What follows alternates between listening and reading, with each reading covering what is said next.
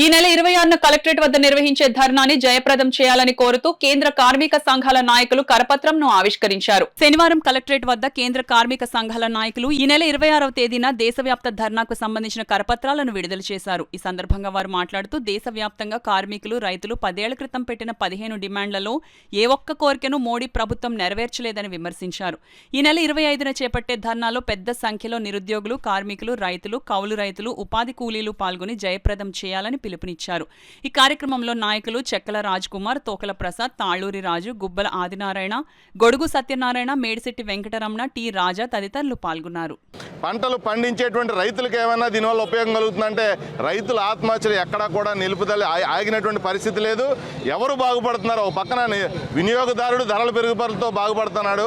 పంట పండించే రైతు ఆత్మహత్యలు చేసుకునే పరిస్థితులు ఇంకా దేశంలో కొనసాగుతున్నాయి. మరి ఈ ధరల పెరుగుదల ఎవరికి ఉపయోగపడుతుందంటే బీజేపీ ఎవరైతే ఓటు బ్యాంకుగా భావిస్తుందో మధ్య దళారీ వ్యవస్థ, ఆ వ్యవస్థ దగ్గర నుంచి ఎలక్టోరల్ బాండ్ల రూపంలో లంచాలు తీసుకుని వాళ్ళకు ఉపయోగపడేటువంటి పనే ఈ బీజేపీ ప్రభుత్వం చేస్తూ ఉంది. కాబట్టి శతకోటీశ్వరుల సంఖ్య పెరుగుతూ ఉంది.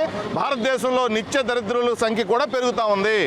కాబట్టి మోడీ ప్రభుత్వం అనుసరించే విధానాలన్నీ కూడా కార్పొరేట్లకు అనుకూలమే తప్పితే ప్రజలకు అనుకూలం కాదు. 26వ తారీఖున జరిగేటువంటి ధర్నా జయప్రదం చేయాలని కోరుతాం.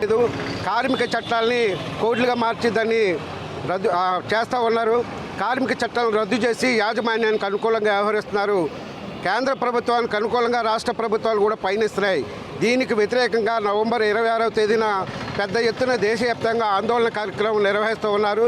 దీనికి రైతులు, కార్మిక సంఘాలు, విద్యార్థి యువజన సంఘాలు కూడా దీనికి హాజరవుతున్నారు. కాబట్టి ఈ కార్యక్రమాన్ని జయప్రదం చేయడం కోసం ఈ ప్రోగ్రాం కరపత్రావిష్కరణ కార్యక్రమం జరుగుతున్నది. అలా దీన్ని జయప్రదం చేయడం కోసం 20వ తేదీన కూడా సదస్సు కూడా కాకినాడలో యూటీఎఫ్ హాల్లో ఉన్నది. ఆ సదస్సును కూడా జయప్రదం చేయాలని కోరుతూ ఉన్నాం. అన్ని విధాలు కూడా ఈ డిమాండ్స్ అన్నిటి మీద కూడా మేము ఒక ఆందోళన చేస్తూ ఉన్నాం. ఈ ఆందోళనలో భాగంగా ఇవాళ బీజేపీ అధికారంలో వచ్చిన నాటి నుండి నేటి వరకు కార్పొరేట్లకు అనుకూలంగా వ్యవహరిస్తున్నది తప్ప కార్మిక రంగానికి ఏ విధమైన మేలు కూడా చేయడం లేదు. అందులో భాగంగా ఇవాళ ప్రభుత్వ రంగ సంస్థలన్నీ ప్రైవేట్ పరం చేయడానికి, కార్పొరేట్ని చేయడానికి ముందుకు వెళ్తూ ఉంది.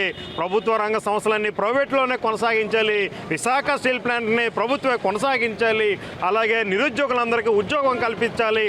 కార్మికులందరికీ కార్మిక చట్టాలు అమలు చేస్తూ కనీస వేతనాలు అమలు చేయాలని చెప్పేసి ఈ ధర్నా నిర్వహిస్తూ ఉన్నాం. మరి 26వ తేదీన జరగబోయే చెలో కలెక్టరేట్కి కార్మికులు, వ్యవసాయ కార్మికులు, రైతులు అందరూ కూడా తరలి రావాలని కేంద్ర కార్మిక సంఘాలుగా పిలుపునిస్తారు. ఎక్కడైతే కార్మికులు ఉన్నారో కార్మికులందరూ కూడా ఈ సదస్సులో పాల్గొనాలని చెప్పేసి, అలాగే డాక్టర్ బిఆర్ అంబేద్కర్ గారి యొక్క రాజ్యాంగాన్ని ఏదైతే రచించారో దాని వ్యతిరేక విధానాల మీద మరి బీజేపీ ప్రభుత్వం, మోడీ ప్రభుత్వం వ్యవస్థగా పెట్టి దాన్ని తుంగలో తొక్కే విధానం పెట్టారు. కాబట్టి దాన్ని ధీటుగా పనిచేస్తూ ఇవాళ బీజేపీని ఓడించి మళ్ళీ ప్రభుత్వాన్ని నెలకొల్పుకుని దేశంలో మరి సుస్థిత పరిస్థితి రావాలని చెప్పేసి కాంగ్రెస్ పార్టీకి నుంచి కూడా, అలాగే మరి రాహుల్ గాంధీ గారు ఎంతో శ్రమపడుతున్నారో దానికి మద్దతుగా కూడా ఈ సదస్సులో మరి మాట్లాడడం జరుగుతుందని చెప్పి కోరుకుంటూ ఐఎన్టీసీ కార్మికులుగా దేశమంతా కూడా ఈ సదస్సులో పాల్గొని చెప్పేసి